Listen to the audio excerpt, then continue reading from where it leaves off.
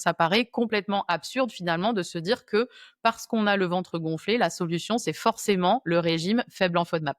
C'est un peu comme vouloir utiliser un tournevis pour absolument tous les travaux de votre maison, que ce soit pour poser du carrelage ou accrocher un cadre ou monter un meuble. Bon, on voit bien que c'est pas du tout adapté. Et pourtant, aujourd'hui, c'est souvent comme ça qu'on utilise le régime faible en FODMAP ou qu'on le recommande. Un peu comme la panacée qui conviendrait à tous les ventres gonflés. Bienvenue dans Parlons Digestion, le podcast pour comprendre enfin ce que votre ventre essaie de vous dire. Je suis Cécile Caron, praticienne en nutrition fonctionnelle spécialisée dans le bien-être digestif. Je me suis prise de passion pour les pouvoirs extraordinaires de notre ventre et j'ai eu envie de les partager avec la moitié de la population tout de même qui souffre de maux de ventre. Alors restez avec moi pour comprendre les causes de vos troubles digestifs et comment vous en libérer, non seulement pour apaiser les ballonnements, problèmes de transit et autres joyeusetés, mais aussi pour calmer votre esprit, réduire votre stress et retrouver énergie et sérénité. Parce que non, tout ça n'est pas dans votre tête.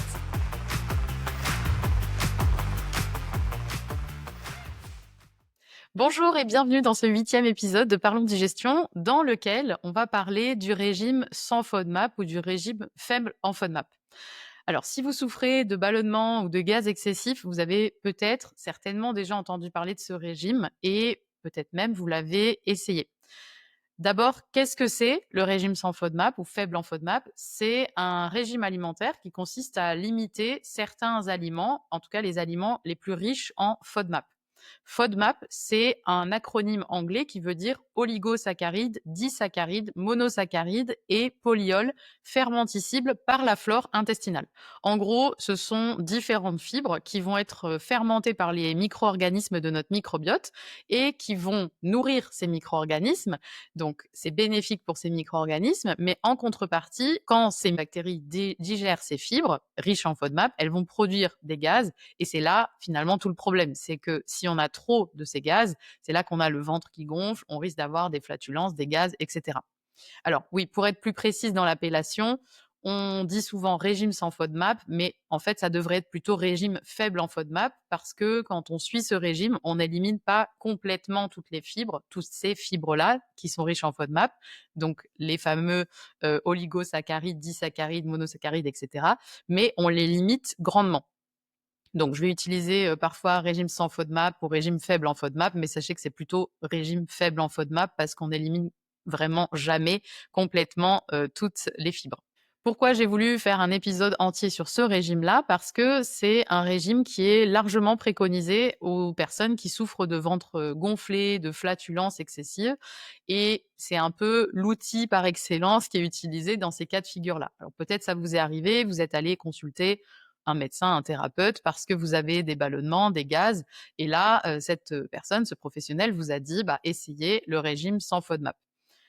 Moi, là où ça me pose problème, et c'est vraiment la nuance que je voulais apporter à travers cet épisode, c'est que 2 personnes qui souffrent de ballonnement ou de gaz peuvent ne pas avoir exactement la même problématique et donc pas les mêmes solutions puisque finalement la cause première des ballonnements et des gaz n'est pas la même. Par exemple, si vous avez le ventre gonflé et ou des gaz, hein, je cite les 2 parce que je dirais régulièrement les 2 vont ensemble. Vous avez un ventre gonflé et en plus vous avez beaucoup de gaz, beaucoup de flatulence, mais c'est pas systématique et parfois on peut avoir l'un ou l'autre. Donc, si vous avez le ventre gonflé et ou des gaz, ça peut être pour diverses raisons, diverses causes. Peut-être vous avez trop de levure ou trop de champignons dans votre microbiote. Je l'ai dit, ça fait partie des micro-organismes qui vivent normalement dans notre microbiote. C'est le cas si vous souffrez de candidose, par exemple. La candidose, c'est quoi? C'est un excès de levure ou de champignons. Peut-être, ça peut être aussi parce que vous avez trop de bactéries qui se nourrissent des fibres et des sucres, donc plutôt la flore de fermentation, c'est-à-dire plutôt du côté droit, côlon droit. Ça peut être aussi parce que vous avez trop de bactéries qui se nourrissent de protéines, donc plutôt la flore de putréfaction, pour le coup, c'est l'autre côté, c'est plutôt côlon gauche. Vous avez peut-être aussi une intolérance à l'histamine ou bien une intolérance alimentaire, notamment aux produits laitiers. Ça, c'est assez fréquent de pas bien les digérer et d'avoir le ventre qui gonfle. Parfois, mais pas systématiquement, accompagné d'une modification du transit aussi avec des selles qui sont souvent plus molles. Vous pouvez aussi avoir, une mauvaise mastication, donc si vous ne mâchez pas assez vos aliments, heu, pour X raisons, parce que vous mangez trop vite ou juste vous ne prenez pas le temps de mâcher ou vous avez des problèmes aussi, au niveau dentaire, au niveau de la bouche qui vous empêchent de mâcher correctement. Donc tout ça, ça va jouer aussi. Peut-être vous êtes aussi trop stressé ou vous avez un système nerveux qui est dérégulé. Bref, il y a plein de causes qui peuvent expliquer que vous avez le ventre gonflé ou des gaz. Et vous l'aurez compris, en fonction de la cause première ou des causes premières, parce qu'évidemment, dans les différentes causes possibles que j'ai citées, vous pouvez en avoir une, mais vous pouvez en avoir plusieurs en même temps, en parallèle. Et suivant la cause de vos ballonnements ou de vos gaz, vous n'allez pas avoir la même approche. On va pas vous préconiser la même approche et pas non plus les mêmes solutions. Ça va être vraiment adapté au cas de chacun. Alors, si aujourd'hui vous ne savez pas pourquoi vous avez le ventre gonflé et des gaz, que vous ne connaissez pas vraiment la cause, en fait, j'ai créé un quiz que vous pouvez faire. C'est un quiz gratuit avec quelques questions simples que je vous pose pour vous aider à identifier la ou les causes possibles et vous donner les premières pistes qui vont être adaptées à votre situation selon votre profil. Évidemment, c'est pas de l'ultra personnalisé puisque vous n'êtes pas en face de moi et je ne passe pas 1 heure et demie avec vous, mais ce n'est pas non plus une approche standard comme on pourrait le voir. Et ce qui est parfois le cas avec ce fameux régime faible en FODMAP qu'on préconise à tout le monde. Euh, je suis persuadée qu'il n'y a pas d'approche unique, même si vous avez la même problématique que votre voisin, la cause est différente, comme je le disais, donc la solution doit être différente. Et avec ce quiz-là, je vous pose différentes questions pour comprendre quelle pourrait être la cause première et ensuite vous donner des recommandations en vidéo adaptées à votre profil. Vous trouverez le lien de ce quiz dans les notes de l'épisode si ça vous intéresse et que vous voulez le faire. Alors maintenant que vous avez compris que les causes peuvent être multiples et peuvent être différentes d'une personne à l'autre, même si vous avez exactement les mêmes symptômes, on comprend que l'approche va être aussi adaptée et donc ça paraît complètement absurde finalement de se dire que parce qu'on a le ventre gonflé, la solution c'est forcément le régime faible en FODMAP. C'est un peu comme vouloir utiliser un tournevis pour absolument tous les travaux de votre maison, que ce soit pour poser du carrelage ou accrocher un cadre ou monter un meuble. Bon, on voit bien que c'est pas du tout adapté. Et pourtant, aujourd'hui, c'est souvent comme ça qu'on utilise le régime faible en FODMAP ou qu'on le recommande. Un peu comme la panacée qui conviendrait à tous les ventres gonflés. Personnellement, dans ma pratique, c'est un régime que finalement je recommande assez peu, pour ne pas dire presque jamais en consultation. Pourquoi? Parce que c'est un régime d'éviction qui est quand même assez strict. Il y a beaucoup d'aliments à enlever. Pour voir des améliorations sur les ballonnements, il y a des listes d'aliments, des aliments autorisés, des aliments interdits. Il faut vraiment suivre presque à la lettre ce régime et les recommandations qui sont données. Et surtout, c'est pas le tout de suivre ce régime pendant un temps, pendant quelques semaines. Il faut surtout soigner aussi la sortie du régime et la réintroduction des aliments. Et ça, c'est vrai que c'est quand même assez pénible comme étape parce que une fois que vous avez enlevé les aliments, que vous vous sentez mieux, ensuite, il faut les réintroduire. C'est là la grosse erreur, en général, avec ce régime faible en FODMAP, c'est d'enlever les aliments qui contiennent des FODMAP, mais de ne jamais les réintroduire parce que on se sent beaucoup mieux sans ces aliments. C'est complètement compréhensible si ça fait des années que vous souffrez de maux de ventre, de ballonnements, c'est tellement désagréable. Si vous trouvez une solution qui vous soulage, c'est normal que vous ayez envie de rester avec ça et que vous n'ayez plus envie de changer votre alimentation. Et ça, c'est l'erreur typique qu'on voit avec le régime faible en FODMAP, malheureusement très souvent. On a peur de réintroduire ces aliments et de revenir en arrière. Mais quand on fait ça, ce qu'on ne comprend pas en général, c'est que les FODMAP, c'est des fibres qui vont nourrir notre microbiote. Et d'ailleurs, c'est pour ça que ça fait ballonner, parce que c'est des fibres qui vont venir nourrir les bactéries de notre microbiote, surtout la famille des firmicutes, c'est-à-dire les bactéries bénéfiques dans notre microbiote qui vont produire les acides gras à chaîne courte, comme le butyrate, dont vous avez peut-être déjà entendu parler. Et ces acides gras à chaîne courte, ils sont anti-inflammatoires et ils sont indispensables à notre bonne santé et au bon fonctionnement de notre organisme. Le problème, finalement, c'est quand on a trop de bactéries dans cette flore de fermentation, parce que n'importe quel déséquilibre dans le microbiote va faire qu'on va avoir certaines familles de bactéries qui vont prendre le dessus et d'autres qui vont s'appauvrir. Là, c'est le cas, sauf que c'est la flore de fermentation qui prend le dessus, donc côlon droit, plutôt côté droit du ventre. Et on a tendance, les symptômes, c'est avoir des douleurs justement côté droit, côlon droit, et ça peut faire vraiment très mal. Et j'ai déjà vu des personnes qui ont eu vraiment des douleurs énormes côté droit. Elles pensaient qu'elles avaient une crise d'appendicite. Elles sont allées aux urgences et en fait, après avoir fait une radio, c'était que, entre guillemets, du gaz. Mais ça peut faire vraiment très mal. Alors, si vous avez identifié que la cause de vos ballonnements et de vos gaz à vous, c'est justement une surpopulation de ces bactéries de fermentation plutôt qu'au long droit, alors oui, là, le régime en FODMAP, il peut être indiqué pour vous et il peut vous aider parce que vous allez limiter la nourriture que vous apportez à ces bactéries qui sont déjà en surnombre. Et donc, vous affamez ces bactéries-là et ça va réduire automatiquement leur population. Ça va permettre en quelque sorte d'arrêter de jeter autant d'huile sur le feu. Mais ce régime-là, ce régime faible en FODMAP, c'est un outil et il ne s'attaque pas au pourquoi. Pourquoi le feu s'est déclenché au départ. Il va permettre de diminuer la production de gaz pour vous soulager et c'est pas rien parce que quand on se sent vraiment mal, on n'a qu'une envie, c'est justement de se sentir un peu moins mal. Donc même si c'est du symptomatique et qu'on travaille sur la réduction des gaz, tant mieux. Mais aussi, ça va permettre de et c'est un peu l'objet de ce régime-là, c'est de permettre de limiter les symptômes, de diminuer les gaz et les ballonnements pour pouvoir travailler sur la cause première, finalement, le déséquilibre de fond, celle qui a créé la surpopulation de ces bactéries de fermentation. Alors, il y a différentes causes, encore une fois, je vais juste en citer quelques-unes, mais par exemple, ça pourrait être le fait que votre alimentation, elle n'est pas adaptée, elle n'est pas équilibrée pour vous et vous avez trop de glucides ou trop de sucre dans votre alimentation qui va nourrir cette flore de fermentation. Parce qu'il ne faut pas oublier que les fibres, donc les FODMAP que j'ai cités, c'est certaines familles de fibres. Et les fibres, c'est quoi? C'est des formes de glucides, c'est des formes de sucre. Et c'est comme ça que se nourrissent les bactéries. Alors, si vous enlevez les FODMAP, mais que vous ne changez rien d'autre à votre alimentation et que vous continuez à manger à côté autant de glucides, peut-être qu'ils sont sans FODMAP, certes, ou faibles en FODMAP, mais que vous continuez à manger trop de glucides, ça va continuer à nourrir d'autres familles de micro-organismes, notamment les levures dont j'ai parlé, les champignons comme le Candida albicans, qui se nourrissent de sucre.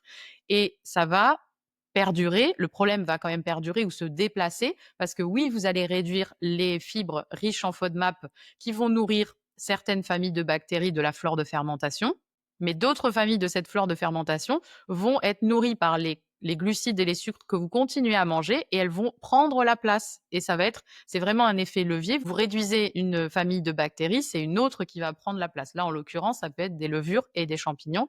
Et ces levures et ces champignons en surnombre vont aussi produire des gaz en se nourrissant de ces sucres et ces glucides. Une autre cause première au fait que vous ayez trop de flore de fermentation, ça peut être aussi que vous ne mangez pas du tout assez de protéines dans votre alimentation, ou bien vous avez un mauvais péristaltisme, c'est-à-dire que les ondes les muscles qui font descendre tout le long de votre système digestif les aliments, les matières, sont pas assez performants, soit c'est trop lent, soit c'est pas assez tonique et finalement les matières ne descendent pas assez rapidement ou au bon rythme et ça va fermenter et voilà, ça va nourrir cette flore de fermentation.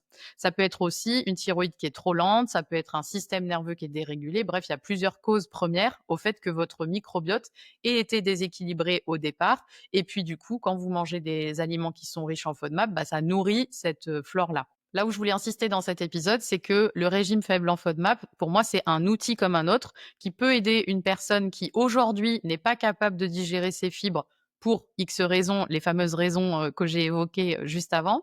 Mais ça, pour moi, il faut faire attention, ce n'est pas un style de vie ou un régime qu'on peut garder sur le long terme.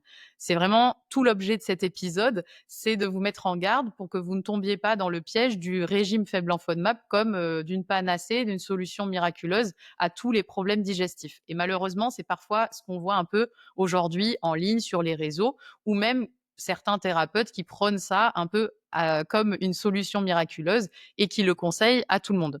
Alors, pour essayer de vous donner une analogie, je sais pas vous, mais si moi, par exemple, je suis incapable de monter mon bras au-dessus de ma tête parce que j'ai un problème à l'épaule, j'ai des douleurs, bref, je n'arrive pas à monter le bras plus haut que mon épaule et ma tête. Personnellement, je vais me demander pourquoi et en tout cas, même si je trouve pas le pourquoi, je vais essayer de renforcer mon corps, renforcer, en l'occurrence, l'articulation de mon épaule, renforcer les muscles de mon bras et puis pour que petit à petit, j'arrive de nouveau à monter le bras au-dessus de ma tête et à pouvoir faire des mouvements, à avoir beaucoup plus d'amplitude, à pouvoir par exemple aller chercher des aliments dans le placard du haut ou pouvoir monter ma valise dans l'avion. Bref, je vais plutôt essayer de renforcer mon muscle et mon épaule et mon bras droit pour pouvoir gagner de la flexibilité et de l'amplitude, mais je vais pas me dire, je vais aménager toute ma vie et mon environnement pour ne plus jamais avoir à lever le bras au-dessus de ma tête. Je vais pas réduire ma zone de possibilité parce qu'en me disant: «Bah, aujourd'hui, je suis pas capable de lever le bras, alors tant pis, en fait, bah, je vais jamais lever le bras plus haut que l'épaule et puis ça va très bien le faire.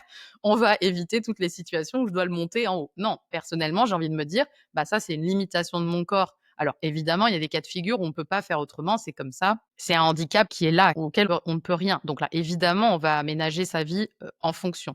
Mais si c'est pas le cas, si vous voyez que c'est quelque chose qui s'est installé au fur et à mesure et que c'est plutôt dû à un manque de mobilité, à des carences, à un manque de musculation, bref, à quelque chose qui peut être réversible. Dans ce cas-là, bah, moi personnellement, j'ai plutôt envie de me dire: «Bah, je vais travailler sur le fait de renforcer mon corps pour qu'il soit de nouveau capable de lever le bras au-dessus de ma tête». Bon, l'analogie est peut-être un peu bancale, mais le régime sans FODMAP, c'est exactement la même chose. C'est-à-dire qu'aujourd'hui, vous n'êtes pas capable, en tout cas votre microbiote n'est pas peut-être pas capable de digérer les fibres qui sont riches en FODMAP. Et du coup, au lieu de vous dire: «Ben, je vais renforcer mon microbiote pour qu'il soit de nouveau capable ou qu'il soit tout court capable parce qu'il a jamais été, il soit capable de digérer ces fibres», vous vous dites: «Ben, j'enlève finalement ce qui pose problème, puis ça ira très bien et le microbiote, bah, il va faire 100 et moi je vais me sentir quand même beaucoup mieux, moins ballonnée». Et malheureusement, c'est un cas de figure que je vois quand même très régulièrement en consultation, des personnes qui suivent le régime faible en FODMAP depuis des années parce que c'est la seule solution qui les a soulagées et ce que je comprends, mais elles n'avaient pas forcément la connaissance ou la conscience que ça allait poser problème et créer un cercle vicieux au niveau de leur digestion et de leur microbiote. Et finalement, ça appauvrit les familles de bactéries qui digèrent les FODMAP et aujourd'hui, elles ont beaucoup de mal à réintroduire ces aliments sans ballonner parce qu'elles n'ont plus assez de ces fameuses bactéries pour les digérer. Alors, comme je le disais au début, le régime faible en FODMAP, il n'est pas adapté à toutes les situations et on peut même empirer le problème parce que vous pourriez vous dire: «Bon, bah, en fait, j'ai compris que c'était pas forcément adapté à toutes les causes, mais bon, peut-être que je vais tester puis je vais bien voir ce que ça donne». Le problème, c'est que si vous enlevez les FODMAP et que du coup, vous réduisez la diversité des fibres que vous mangez, comme vous allez avoir peut-être moins de diversité, moins de fibres dans votre assiette, pour compenser, le risque, c'est peut-être de manger plus de céréales ou plus d'autres glucides pour quand même manger à votre faim, mais aussi peut-être plus de protéines, plus de matières grasses. Souvent, c'est un peu ce qu'on va faire, c'est qu'on va limiter les fibres, mais du coup, on va augmenter les autres aliments dans l'assiette, ce qui va nourrir, alors soit vous l'avez compris comme je l'ai expliqué, si vous mangez d'autres glucides en plus grande quantité ou en quantité égale, vous allez nourrir d'autres familles de la flore de fermentation qui vont aussi produire des gaz, donc le problème ne sera pas réglé du tout. Et ou si vous mangez plus de protéines et de matières grasses, ça va nourrir plutôt la flore de putréfaction, donc celle qui est plutôt côlon gauche, qui se nourrit justement des protéines et des matières grasses. Et le risque, c'est que vous ayez mal identifié ou pas du tout identifié la cause première, que vous disiez: «Ben, moi j'ai des ballonnements, donc je vais essayer le régime, faible en FODMAP». Mais si vous avez une surpopulation de ces bactéries de putréfaction plutôt côlon gauche, en réduisant les fibres, vous allez réduire les bactéries de fermentation du côlon droit, mais vous allez aussi renforcer les bactéries de putréfaction qui vont se nourrir des protéines et des graisses, comme je le disais, et vous risquez d'amplifier le problème si votre cause première à vous, c'est plutôt des gaz qui sont dus à une flore de putréfaction, plutôt côlon gauche, qui est trop importante. Alors non seulement vous allez renforcer ces bactéries, notamment les protéobactéries, mais en plus vous allez diminuer les firmicutes dont je parlais, qui sont des bactéries qui sont très bénéfiques pour notre corps et qui produisent les acides gras à chaîne courte qui sont anti-inflammatoires, protecteurs, etc. Et les protéobactéries, plutôt la flore de putréfaction, si elles sont en trop grand nombre, elles sont pro-inflammatoires. Donc vous voyez qu'il faut faire attention quand même, c'est un outil, mais comme le tournevis qui ne sert pas à tout, c'est un outil qui peut être même problématique si vous avez mal identifié la cause de départ. Et autre limite du régime faible en FODMAP que je voulais aussi évoquer dans cet épisode et qui explique le fait que je ne recommande pas très souvent ce régime d'élimination, c'est le fait que c'est un régime très restrictif, comme je l'ai dit au début. Donc, il faut suivre des listes d'aliments autorisés, des listes d'aliments interdits, puis ensuite, en plus, réintroduire famille par famille d'aliments et ça prend du temps, il faut tester sur 3 jours, il faut écrire, etc. C'est assez contraignant, ça veut dire qu'on donne un cadre très strict à l'alimentation et malheureusement, ça peut entretenir, amplifier, voire déclencher de l'alimentation émotionnelle. J'ai déjà eu des personnes qui sont venues me voir en consultation en me disant: «Mais moi, j'ai déjà essayé, alors soit le régime faible en FODMAP, soit un autre régime d'éviction», ça peut être des régimes, paléo, auto-humains et cetera et qui m'ont dit: «Mais moi, ça m'a déclenché de l'alimentation émotionnelle». justement parce que c'est quelque chose de très strict. Et chez certaines personnes, ça peut déclencher des compulsions alimentaires ou une relation compliquée à l'alimentation suite à ces restrictions trop importantes. Alors, comme j'accompagne fréquemment des personnes qui ont eu une relation compliquée à l'alimentation à un moment de leur vie ou qui en ont encore aujourd'hui, j'utilise finalement assez peu les régimes d'éviction, notamment le régime faible en FODMAP, justement pour ça, parce que c'est un régime trop strict qui n'est pas du tout adapté à ces profils de personnes-là. Voilà, pour résumer un peu cet épisode et ce que j'ai évoqué, je ne suis pas contre le régime faible en FODMAP si c'est pratiqué sur une courte durée pour calmer les ballonnements si vraiment ils sont excessifs et handicapants pour vous.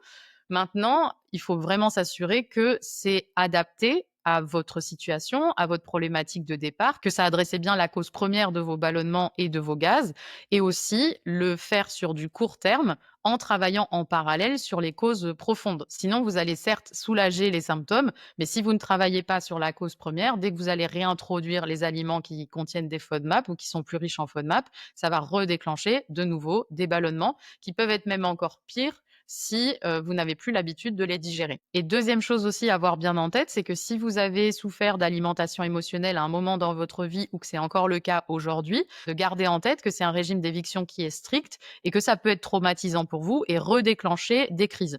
Et la bonne nouvelle, c'est que vous n'êtes pas obligé de suivre le régime faible en FODMAP. C'est une solution, c'est un outil, mais il en existe bien d'autres. Et à travers cet épisode, je voulais justement redonner un peu sa juste place au régime faible en FODMAP, c'est-à-dire un régime d'éviction parmi tant d'autres, qui n'est pas systématique, pas obligatoire si on souffre de ballonnement et de gaz. Il faut vraiment s'assurer que c'est le bon outil pour vous et peut-être un peu contrebalancer tout le buzz qu'on voit ou qu'on entend autour de ce régime en ligne, sur Internet, etc., qui pour moi n'est pas forcément justifié. Bon, ça reste mon avis, évidemment. Voilà, j'espère que cet épisode vous a aidé à y voir un peu plus clair et n'hésitez pas à me partager votre avis ou votre retour d'expérience avec le régime faible en FODMAP si vous l'avez déjà suivi, ce que ça a donné pour vous. Je suis vraiment curieuse. Encore une fois, il convient vraiment à certaines personnes et pas du tout à d'autres. Donc, je m'attends à avoir un petit peu les deux sons de cloche. Et n'hésitez pas à me le partager soit en commentaire de cet épisode, soit en message privé sur Instagram. Je suis vraiment toujours ravie d'échanger avec vous. Et je vous dis à bientôt pour le prochain épisode.